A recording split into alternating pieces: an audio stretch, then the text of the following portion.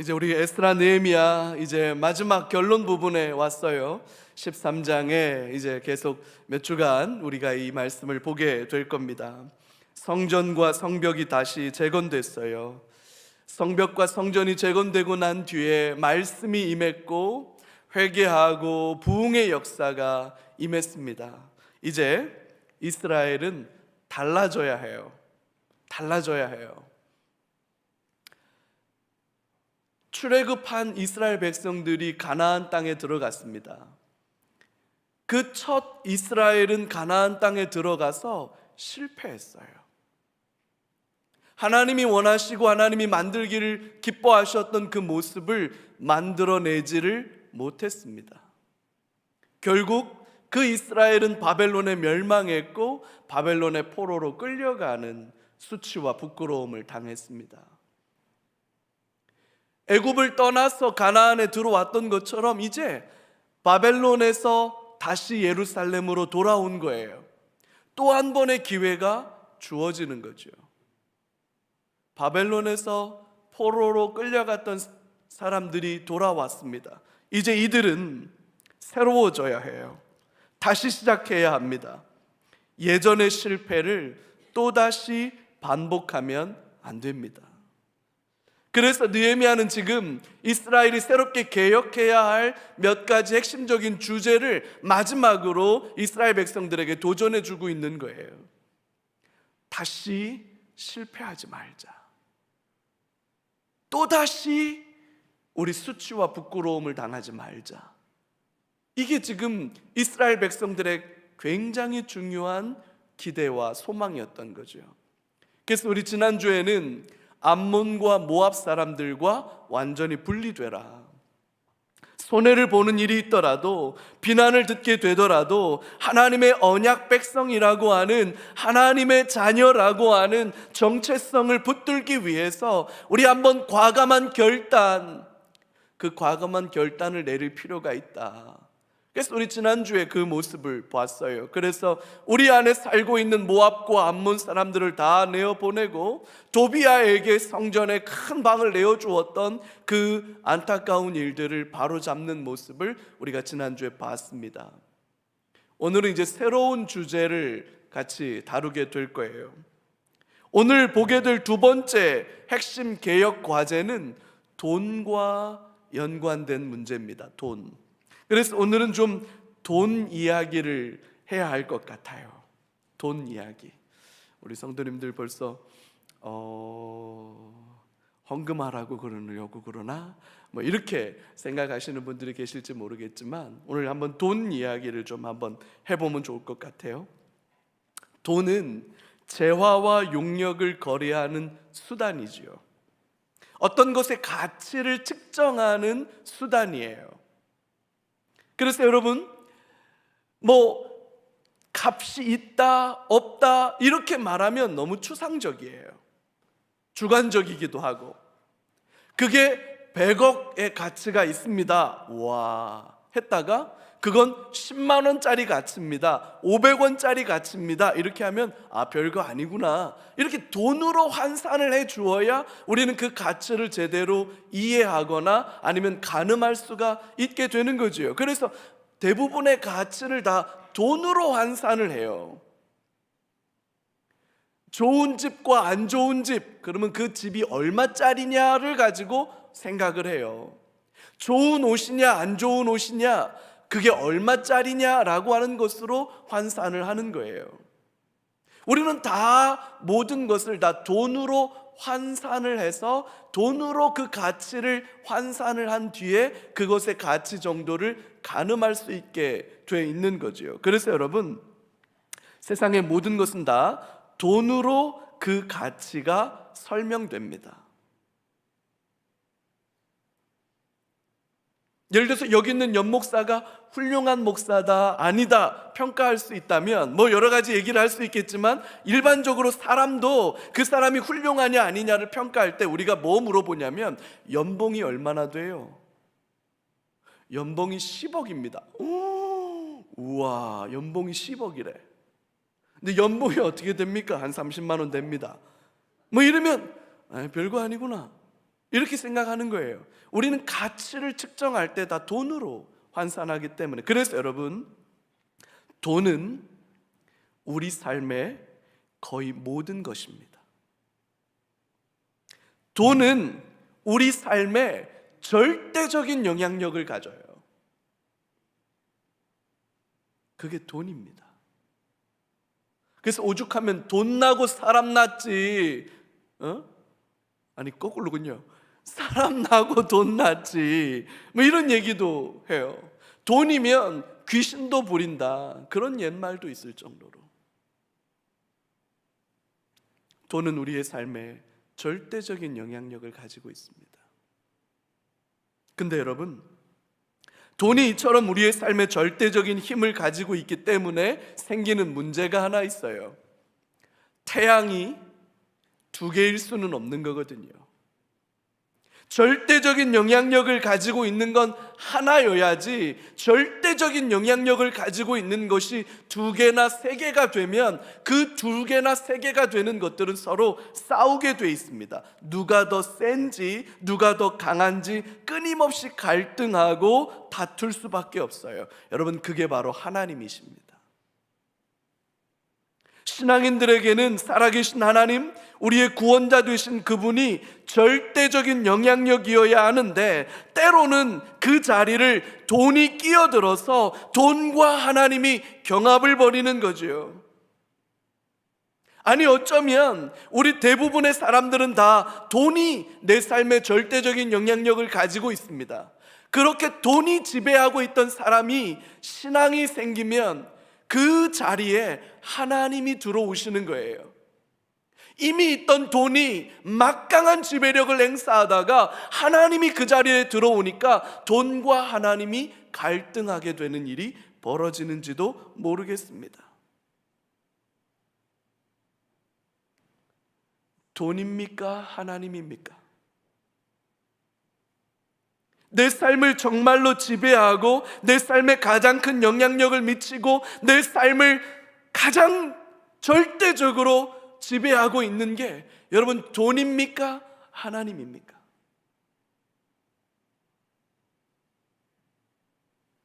우리는 금방 하나님이시지요 라고 대답을 하겠지만, 가만히 살펴보면 여러분, 꼭 그렇지 않다는 걸 발견하게 됩니다. 돈이 하나님보다 더 세고 영향력이 있다면 어떤 일이 벌어질까요? 돈이 하나님을 이기면, 오늘 본문이 그런 사건을 다루고 있습니다. 오늘 10절 본문에 보니까, 우리가 읽었던 10절 본문에 내가 또 알아본즉 레위 사람들이 받을 몫을 주지 아니하였으므로 그 직무를 행하는 레위 사람들과 노래하는 자들이 각각 자기 밭으로 도망하였기로. 여러분, 레위 사람들이 자신들에게 맡겨진 사역을 뒤로 하고 도망을 갔다, 그렇게 말하고 있습니다. 레위 사람들이 누굽니까? 레위 사람들은 제사장을 도와서 희생 제물인 양과 염소를 검수하는 사람이에요. 왜냐하면 희생 제물은 흠이 없어야 하거든요. 온전한 것으로 제사를 드려야 되기 때문에 사람들이 가져온 양과 염소와 비둘기와 소를 제사 드리기 전에 레위인들이 검사해 봅니다. 이게 제물로 합당한지 아닌지. 그래서 레위인들이 합격을 시켜주어야 그걸 가지고 제사를 드릴 수 있는 거예요. 뿐만 아니라 이 제물을 도축을 해서 하나님 앞에 피를 쏟아드리고 제물을 태워서 하나님 앞에 올려드려야 하기 때문에 이 희생 제물들을 도축하는 일들도 레위인들이 제사장을 도와서 하던 일입니다. 뿐만 아니라 레위 사람들은 성전을 관리하고 유지하는 일들을 도맡았던 사람들이에요. 성전과 성막을 관리하고 유지하고 하는 일들도 여러분, 손이 꽤 가는 일입니다. 그거 굉장히 전문적인 도움이 필요한 일이에요. 아무나 성전을 관리하거나 아무나 성막을 관리하는 게 아닙니다. 그거는 오직 레위인들만 하는 일이에요.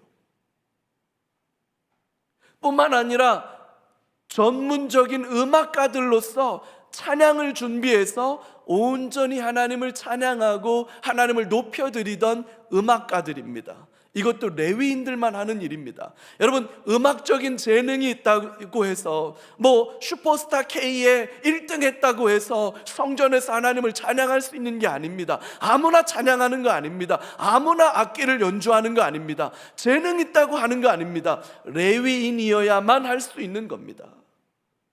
이처럼 여러분, 레위인들의 역할은 대체가 불가능한 일이었어요.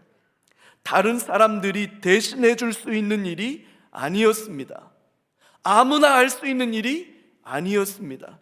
레위인들만 할 수 있는 일이에요. 근데 레위인들이 자기들만 할 수 있는 그 일, 자기들이 해야 하는 그 일을 버려두고 도망쳐 버렸다, 이렇게 말하는 겁니다.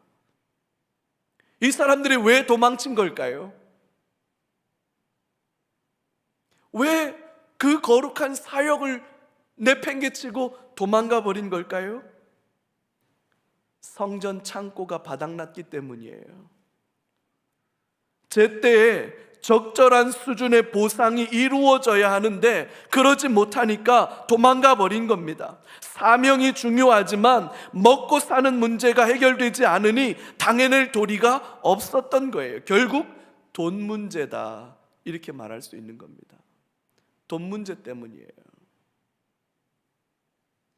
레위인들이 편안하게 주어진 사명을 잘 감당할 수 있도록 레위인들을 섬겨 주어야 했는데 그렇게 하지를 못한 겁니다.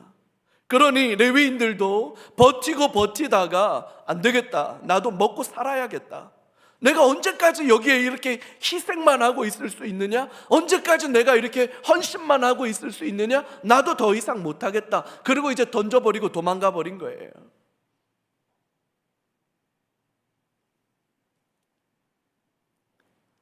여러분, 레위인들은 이스라엘 백성들이 가나안에 정착할 때부터 12지파에게 땅을 다 몫으로 분배해 주었는데 레위 지파는 땅을 분배받지 않았습니다. 레위인의 소득은 전적으로 다른 12지파가 하나님께 드리는 11조로 충당하게 되어 있는 거예요. 그게 민수기 18장 21절에서 24절에 이렇게 설명하고 있습니다.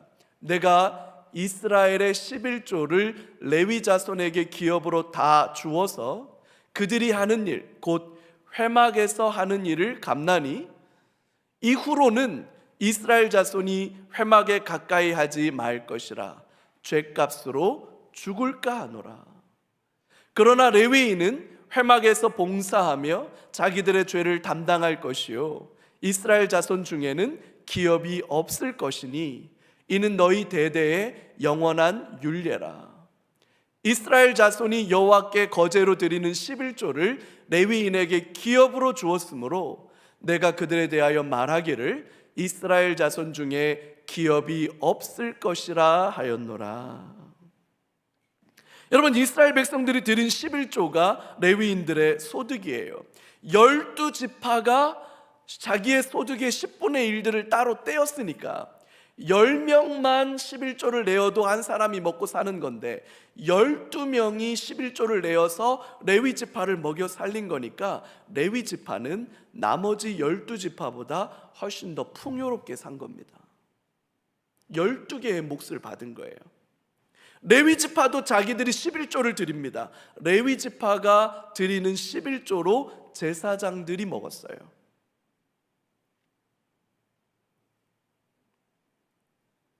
그들은 농사를 짓는 대신에 성전에서 제사장을 돕는 역할을 감당했어요. 민수기에서는 그것을 이스라엘의 죗값을 담당하는 것이다 라고 설명하고 있는데, 이게 무슨 말이냐면 성전이나 혹은 성막은 죄 가운데 있는 사람은 아무도 접근할 수가 없습니다. 죄 있는 사람들은 성전이나 성막을 마음대로 드나들 수가 없어요. 여러분, 죄를 지어서 그 죄 때문에 속죄의 제사를 드려야 되고 하나님과 화목의 제사를 드려야 되는데 사람들이 죄 가운데 있기 때문에 성전에 나아갈 수가 없는 거예요. 그래서 그 일을 위해서 레위인들을 따로 구별해서 세워놓은 겁니다. 제사장들을 따로 세워놓은 거예요.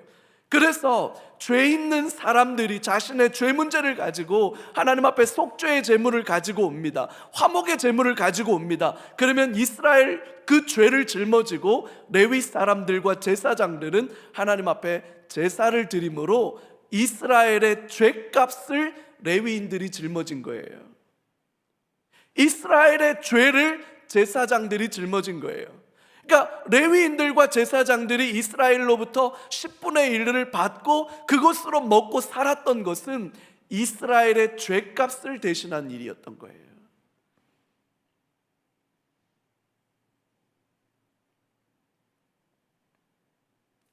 근데 성전 창고가 바닥이 나서 더 이상 먹고 살 길이 막막해진 겁니다. 사명도 중요하지만 먹고는 살아야 되는 거 아니냐? 급기야는 사명을 버리고 먹고 살 길을 선택한 거예요. 사명을 지키고 성전을 지켜야 할 사람들이 사명을 버리고 돈을 선택하고 있는 거죠. 그럼 레위인들만 그랬느냐? 아닙니다. 레위 사람들이 이렇게 사명을 버리고 도망친 이유는 성전 창고가 비었기 때문인데, 성전 창고가 왜 비었을까요? 성전 창고가 어쩌다 비게 됐을까요? 사람들이 마땅히 드려야 할 소득의 11조를 드리지 않았기 때문입니다. 자, 그러면 사람들은 왜 하나님께 합당한 예물을 드리지 않았을까요? 하나님 앞에 드려야 될 예물임을 알면서도 왜 드리지 않았을까요? 11조를 드리지 못하는 사람들도 할 얘기가 많죠. 하나님께 소득을 드릴 만큼, 그 11조를 드릴 만큼 소득이 넉넉하지가 않은 거예요. 경기가 나빠지니까 월급이 많지 않은 거예요. 사업이 잘 안 되는 거예요. 농사가 잘 안 되는 거예요. 그래서 나 먹고 살기도 팍팍해 죽겠는데 뭐 날마다 하나님 앞에 11조를 드려야 되나? 뭐 맨날 나 먹고 살기도 힘들어 죽겠는데 하나님 앞에 헌금을 드려야 되나? 나도 힘들다. 나도 먹고 살기 힘들다. 아까웠을 거예요. 쉽지 않았을 거예요. 우리말 속담에도 여러분, 없는 집 살림에 꼭 제사 돌아온다, 그런 말이 있습니다. 생활 어려운데, 형편 어려운데 꼭 제사 돌아오는 거예요. 그거 싫은 거예요. 없는 형편에 꼬박꼬박 하나님께 예물을 드리는 거, 여러분 그거 결코 쉬운 일 아닙니다. 그거 쉬운 일 아닙니다. 그러니까 하나님께 예물을 드리기가 어려운 거예요. 그래서 못 드리는 거예요. 안 드리는 거예요. 그러니까 성전 창고가 비는 거예요. 그러니까 레위인과 제사장들을 먹일 수가 없는 거예요. 11조, 여러분 그건 포로에서 돌아온 이스라엘 백성들의 가장 큰 고민 중에 하나였습니다. 스룹바벨이 인도에서 바벨론 포로에서 돌아왔잖아요. 그 돌아온 사람들이 스룹바벨과 함께 성전을 짓지 않습니까? 근데 성전을 짓다 보니까 돈이 모자라는 거예요.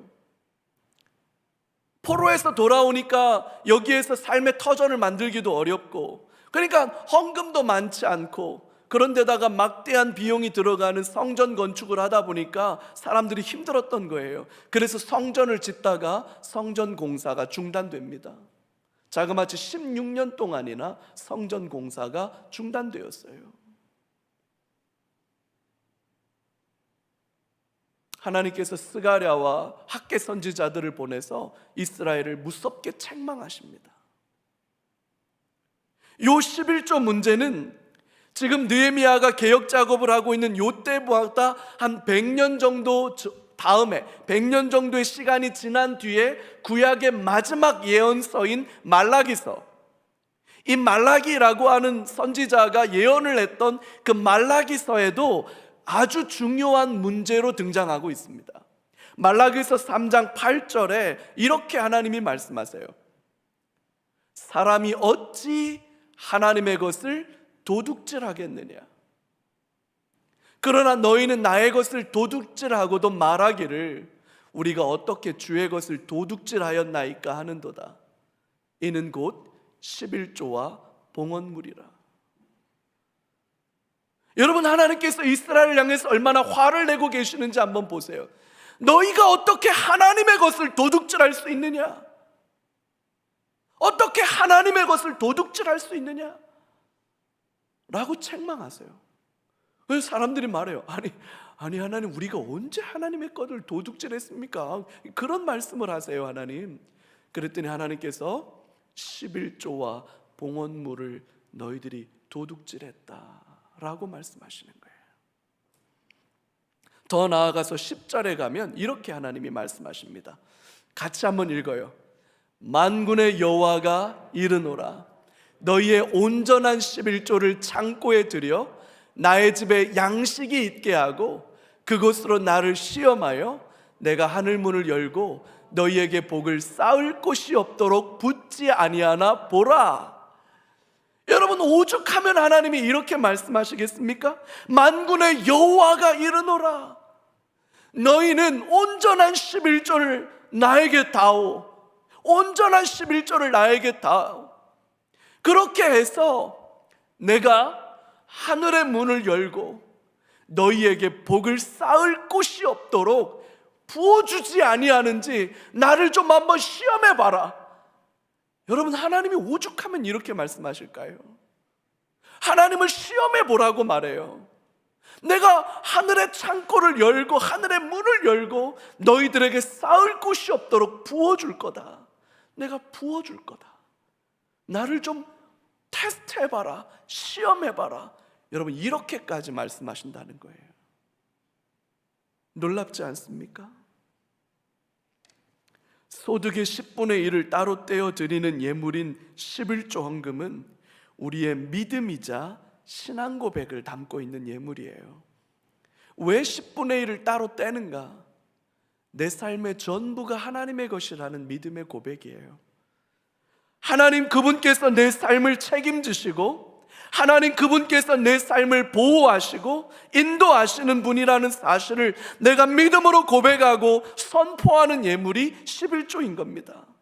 돈이 내 삶의 주인이 아니라 하나님이 내 삶의 주인이시다라고 하는 고백이고 선포인 거예요. 그래서 여러분, 11조 예물은 믿음이에요. 그건 하나님이 내 삶의 주인이시라는 고백이고 선포인 거예요. 그래서 11조 예물은 쓰고 남은 것으로 드리는 것이 아니라 소득이 들어오면 제일 먼저 하나님 앞에 구별하는 거예요. 하나님의 것입니다. 내 삶은 하나님의 것입니다.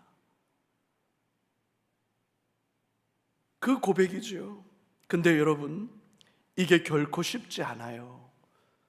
쉬운 거 아니에요, 여러분. 쉬운 거 아닙니다.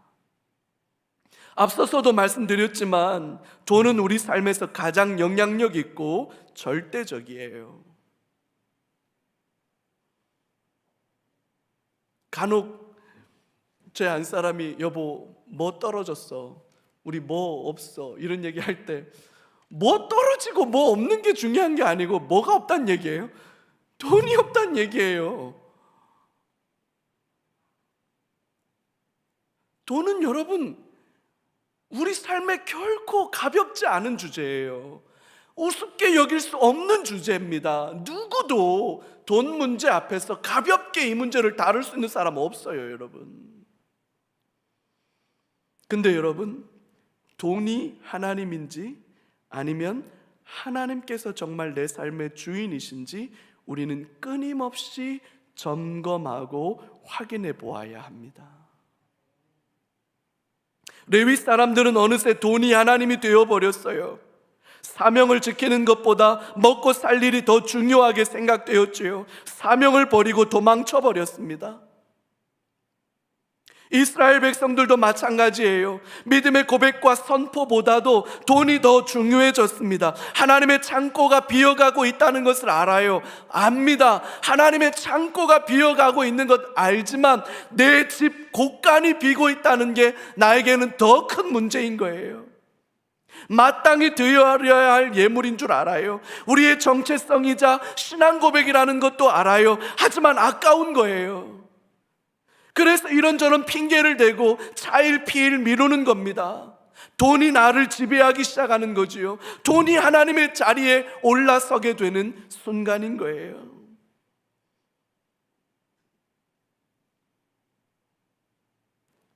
그래서 느헤미야가 사람들을 다 불러 모읍니다. 민장들을 불러 모아 꾸짖었다 이렇게 말합니다. 민장은 사람들의 지도자들이에요. 책임 있는 관리들을 불러 모았습니다. 그들을 꾸짖습니다. 너희의 행위가 과연 옳으냐? 우리가 과연 이렇게 사는 게 맞냐? 라고 묻습니다. 도망간 레위인들을 다 잡아옵니다. 다 잡아옵니다. 성전을 지켜라. 사명의 자리를 지켜라. 그리고 돈이 주인이 되지 않도록 하나님만이 우리 삶의 주인이시며 하나님만이 나의 보호자 되시며 하나님이 우리의 삶의 전부이심을 인정하도록 이스라엘 백성들을 도전합니다. 충성된 사람, 믿을 만한 사람들을 세워서 하나님께 드려진 예물을 관리하고 집행할 수 있도록 그들을 세워줍니다. 그러면서 느헤미야가 14절의 고백을 하나님 앞에 올려드려요. 내 하나님이여, 이 일로 말미암아 나를 기억하옵소서. 내 하나님의 전과 그 모든 직무를 위하여 내가 행한 선한 일을 도말하지 마옵소서. 언제나처럼 느헤미야는 하나님 앞에 기도해요. 하나님 나를 기억해 주옵소서. 하나님 나를 기억해 주옵소서. 자신의 공로를 인정해 달라는 말이 아닙니다. 내가 하나님 앞에 드린 헌신과 충성을, 그 공로를 인정해 달라고, 나를 기억해 달라고 기도하는 것이 아닙니다. 사람들은 몰라도 돼요. 사람들은 알아주지 않아도 됩니다. 하지만 내가 헌신하고 내가 충성하고 내가 섬긴 일을 하나님은 좀 알아주셨으면 좋겠습니다. 하나님은 나를 좀 기억해 주셨으면 좋겠습니다. 하나님 나를 기억해 주옵소서. 그건 하나님과 더 깊은 사귐 가운데 나아가기를 원한다는 고백이에요. 하나님과 더 친밀한, 그 친밀한 교제를 누리기를 원한다는 간절한 마음의 소원을 그렇게 고백하는 거죠. 하나님이여, 나를 기억하옵소서. 나를 기억하옵소서. 내가 하나님의 성전과 그 안에서 드려질 제사를 위해서 행한 일들을 기억해 주시고 그렇게 드렸던 헌신들이 도말하지 마옵소서라고 기도하는 것으로 보아서, 하나님 내가 헌신하고 충성한 일들이 아침 안개가 사라지듯이 그렇게 허무하게 사라지지 않도록 이 일을 지켜주시고 이 일을 보호해 주시기를 원합니다 라고 기도하고 있는 거지요. 실제로 느헤미야는 12년 동안이나 총독의 녹을 받지 않았습니다. 총독과 함께 식탁에 앉아서 식사를 해야 되는 수많은 사람들이 있었는데 그 비용을 느헤미야는 자기가 다 부담했습니다. 12년을 녹을 받지 않고 자기 분량으로 다 사역을 하면서 하나님의 성전과 이스라엘의 회복과 무너진 토대가 다시 부흥하고 다시 회복되고 예전과 같은 실패를 다시 거듭하지 않는 새로운 이스라엘을 꿈꾸고 소망했기 때문에 느헤미야는 달렸던 거예요. 그렇게 헌신했던 거예요. 그렇게 희생했던 거예요. 내 하나님이여, 나를 기억하옵소서. 내 하나님이여, 나를 기억하옵소서. 내가 행한 일들을 하나님 이것이 그냥 수포로 돌아가지 않도록 지켜주십시오.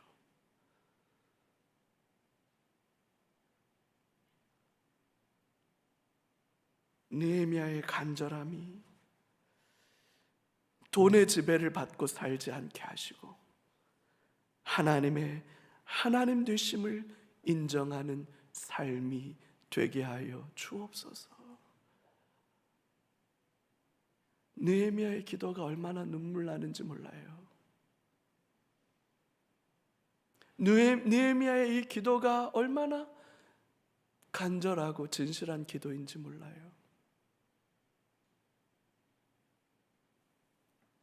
사랑하는 성도 여러분, 어제나 오늘이나 내일도 동일하게 하나님께 예물을 드려 헌신하고 그것으로 교회를 섬기고 하나님의 일을 섬기는 것은 여러분 결코 쉬운 일이 아닙니다. 오죽하면 감리교회의 창시자인 요한 웨슬레라고 하는 분이 뭐라고 말했냐면, 지갑이 회심하지 않으면 회심한 거 아니다, 이렇게 말했어요. 그 사람의 지갑이 회심해야 진짜로 회심한 거다, 그렇게 말할 정도였습니다. 돈은 우리에게 절대적인 영향력을 가지고 있습니다. 돈은 늘 나의 삶에서 하나님의 자리에 서려고 합니다. 성전을 버리고 도망쳐버린 레위인, 이런저런 이유로 11조 예물을 드리지 않는 이스라엘 백성들의 모습이 이것을 말해주고 있습니다. 저와 여러분들은 어떻습니까? 저와 여러분들은 어떻습니까? 돈이 내 삶의 주인입니까? 하나님이 내 삶의 주인이십니까? 여러분, 우리는 이걸 점검해 보아야 합니다. 늘 확인해 보아야 합니다.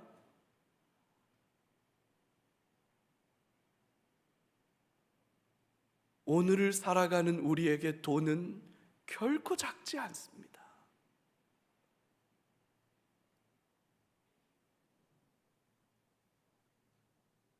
제가 오늘 이렇게 드리는 말씀을 연목사가 지금 헌금하라고 설교하는구나, 여러분 이렇게 듣는 분 안 계시지요?